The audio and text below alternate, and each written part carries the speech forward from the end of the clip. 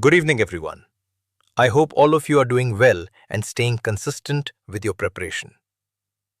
Today, we are beginning Polity, which is one of the most important static subjects for UPSC. This is going to be the first of many sessions where we will cover the most important constitutional articles from a prelims point of view. In today's class, we are starting with Part 1 of the Constitution, which deals with the Union and its territory, covering Articles 1 to 4. These articles are small in number but extremely important conceptually, and UPSC has repeatedly asked questions from here. Now, before we go into each article, let us understand the overall architecture. Part 1 is designed in a very logical manner.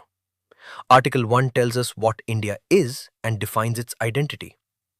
Article 2 talks about adding new states from outside the existing territory. Article 3 talks about changing the structure of existing states within India. And Article 4 explains how these changes are legally implemented. So if you see the flow, it moves from definition to expansion to reorganization to procedure. If you remember this structure, half your prelims confusion in questions from this topic will automatically get solved. Now let us come to Article 1. Article 1 states that India, that is Bharat, shall be a union of states. This wording is very important. The Constitution deliberately uses the word union instead of federation. Why is that important? Because it means that India is not formed by an agreement among states. States do not have the right to secede. The union is permanent and indestructible, while states can be reorganized. Another important point is that the names of states and their territories are mentioned in the first schedule of the Constitution.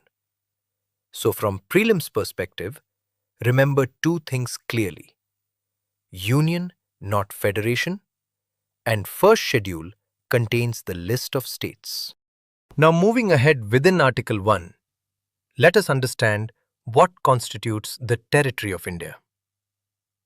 The Constitution clearly divides it into three parts. First, the territories of the states. Second, the union territories, which are also listed in the first schedule. Third, any territories that India may acquire in the future. This third component is very important because it shows that the Constitution is dynamic and allows territorial expansion. UPSC sometimes frames tricky questions by mixing these components. So you need to remember all three. Now let us move to Article 2. Article 2 gives Parliament the power to admit into the Union or establish new states. This applies only to territories that are not already part of India. So this is about external expansion.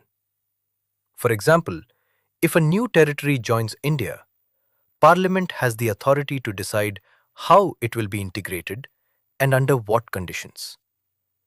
Also note that the Constitution gives Parliament complete flexibility here by saying it can do so on such terms and conditions as it thinks fit. This shows the wide discretionary power of Parliament. Now let us understand this with a very important example: Sikkim. Initially, Sikkim was not a full state.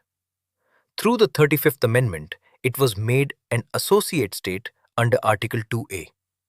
But later, through the 36th Amendment in 1975, it became a full state of India. This example is very important because it shows how Article 2 operates in real life and also how constitutional provisions can evolve over time. UPSC has asked factual as well as conceptual questions from this. Now coming to Article 3, which is one of the most important articles in this part. Article 3 gives Parliament the power to reorganize existing states.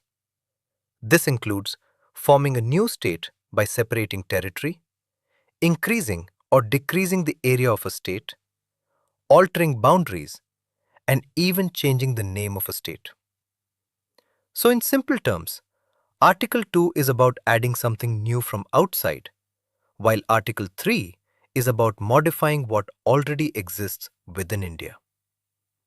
This distinction is very important for prelims. Now let us understand how this reorganization actually happens. First, a bill for such changes can be introduced in Parliament only with the prior recommendation of the President. Second, if the bill affects a particular state, the President refers it to the concerned state legislature so that it can express its views within a specified time. Third, and most important, Parliament is not bound by the opinion of the state legislature. Even if the state disagrees, Parliament can still pass the law. This clearly shows that India has a strong central bias, which is a very important conceptual takeaway. Now here comes an important exception related to union territories. In Article 3, the word state generally includes union territories. But in the proviso, which talks about referring the bill to the legislature, union territories are excluded. This means if a union territory is being altered, Parliament can act directly without consulting its legislature. This is a very important prelims trap area. Next, let us clearly differentiate between Article 2 and Article 3. Article 2 deals with territories outside India, while Article 3 deals with territories within India. For example, French settlements like Puducherry came under Article 2, while Telangana was created under Article 3. This distinction is very frequently tested in UPSC. Now moving to Article 4. Article 4 provides a legislative shield. It says that laws made under Articles 2 and 3 are not considered constitutional amendments under Article 368. This means they can be passed by a simple majority in Parliament. Also, these laws automatically amend the first schedule and fourth schedule to reflect the changes. This is again a very important conceptual and factual point. Now let us understand one golden rule that you must always remember for prelims. India is an indestructible union of destructible states.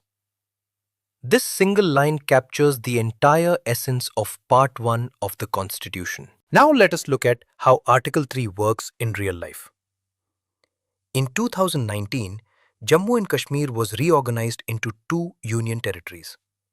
In 2014, Telangana was created from Andhra Pradesh, and earlier, Orissa was renamed as Odisha. These examples help you connect theory with actual application. Finally, let us revise everything in one glance. Article 1 defines India as a union of states. Article 2 deals with adding new territories. Article 3 deals with internal reorganization. And Article 4 explains the mechanism and gives legal protection. If you remember this framework clearly, you will be able to solve most prelims questions from this topic. So with this, we have completed Part 1 of the Constitution in a complete and structured way.